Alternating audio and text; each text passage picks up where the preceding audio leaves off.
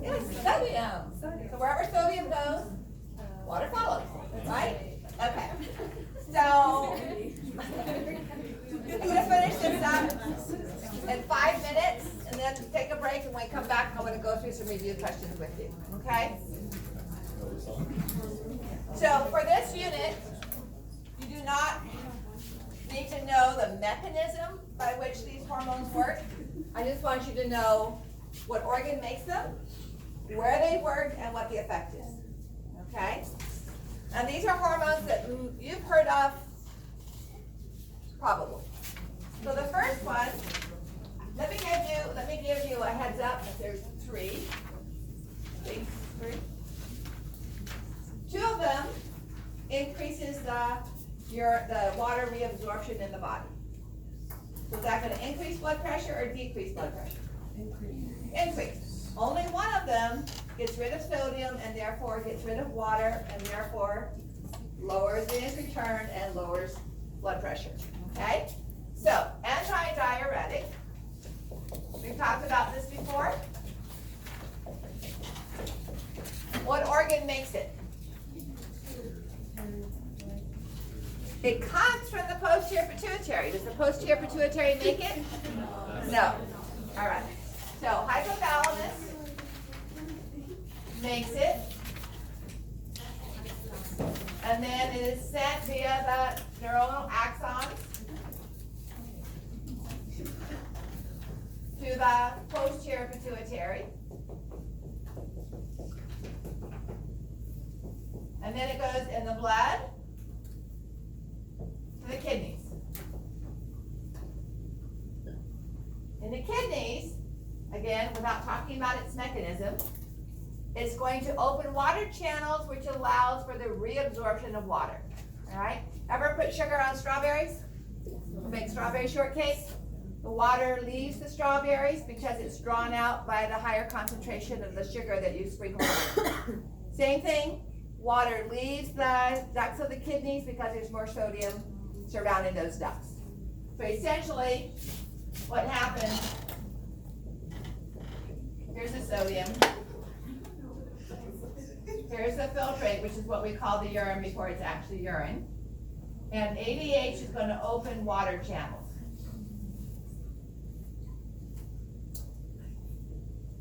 Actually inserts them, but we'll be picky about that in a little while.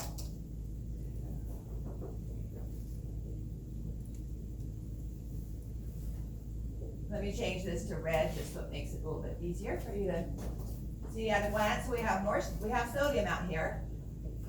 That's not what ADH does.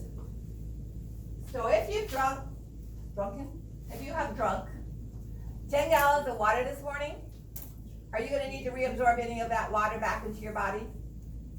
No, you're going to have plenty. So these tubes are not going to have any water channels in them. Your ADH is going to be 0. Okay?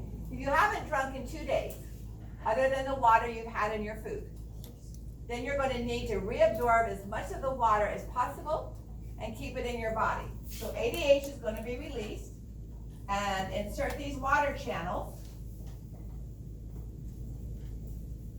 And water is going to move out, drawn by the sodium ions around it.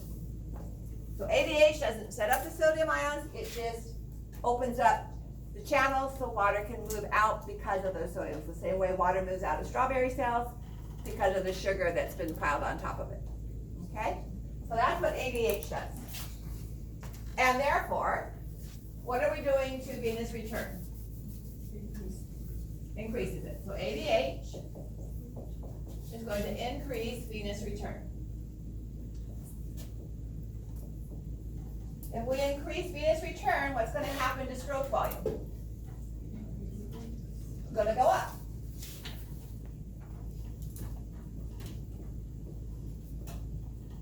If we increase stroke volume, what's going to happen to cardiac output? It's going to go up. And if we increase cardiac output, what's going to happen to blood pressure? It's going to increase.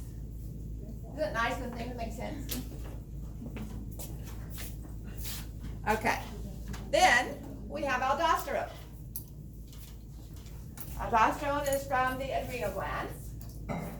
And it also works on the kidney. So before I erase this, you guys, it's on the slide, but sometimes you guys want to have down your own material. So may I erase ABH? Okay.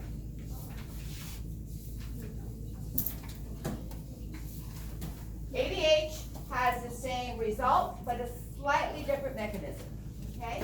Not ABH, aldosterone. So aldosterone comes from the adrenal glands.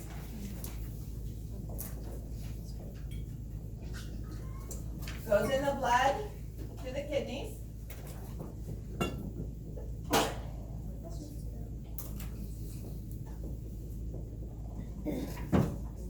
And here, what it does is it affects sodium pump.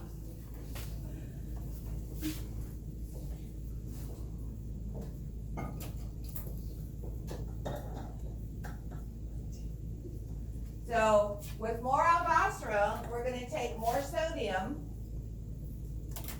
out of the filtrate.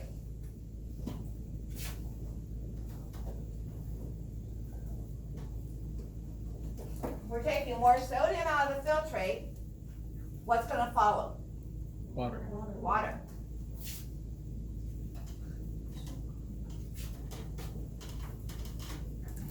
So we end up with the same effect.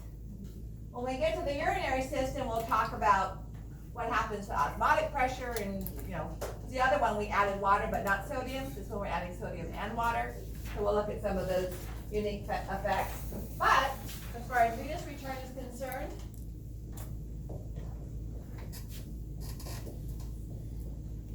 aldosterone has exactly the same effect. It's going to increase water reabsorption after the sodium, as a result of the sodium, which is going to increase overall blood volume and venous return, which is going to increase stroke volume and cardiac output and blood pressure. Okay?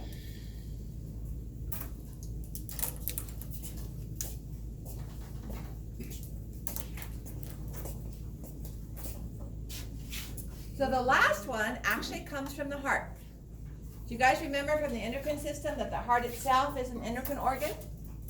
Even the brain, we know already, is an endocrine organ because of hypothalamus. But the heart is an endocrine organ. If we increase venous return before the AV valves open again during ventricular ejection, remember the AV valves are closed. And so blood is returning into the atria. And if we have a high venous return, what's going to happen to the stretching of the atria? It's going to increase. If it increases too much, the heart releases this next chemical or hormone, which is called atrial natriuretic peptide or protein. Natriuretic, the symbol for sodium is Na, comes from the word for sodium. So natriuretic refers to sodium. All right? So when we stretch the atria, if they stretch past a certain point, the atrial muscles, the heart muscle cells in the atria release atrial natriuretic peptide. That's going to have the opposite effect. May I erase the board? Okay. The end organ of effect for all of these is the kidneys. Okay? So we have atrial natriuretic peptide.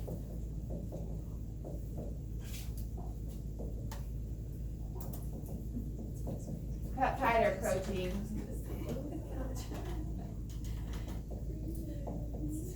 So, increasing atrial stretch is going to result in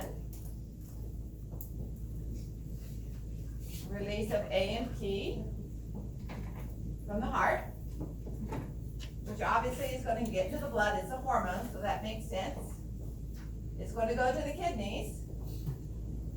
And this is actually the opposite effect of aldosterone. So aldosterone increased sodium reabsorption, followed by increased water. So what this does is it shuts down those sodium pumps.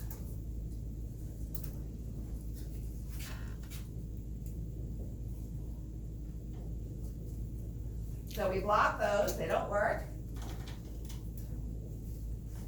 So, natriuretic peptide is going to decrease the amount of sodium being removed, and therefore it's going to block water leaving the kidneys. So if we lose more water in the urine, what's going to happen to venous return?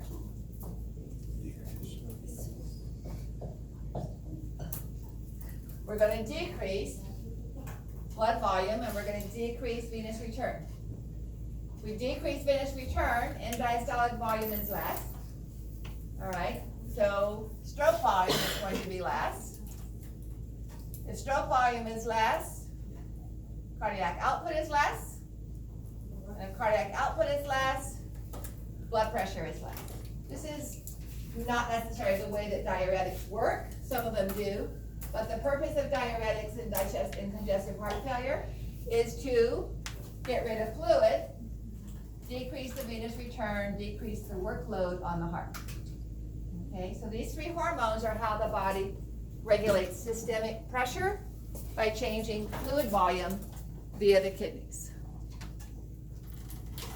Okay, we're going to stop there. We are officially done with lecture. Okay, for this unit. Take a break. When we come back, we'll do some review. All right, remember that table I went through with you? We'll do some of that review. And then you'll have lab time to study blood vessels, because we have our quiz on Wednesday, which will be on veins and fetal circulation. Okay? And so I want you guys to come back at 7:20, yeah.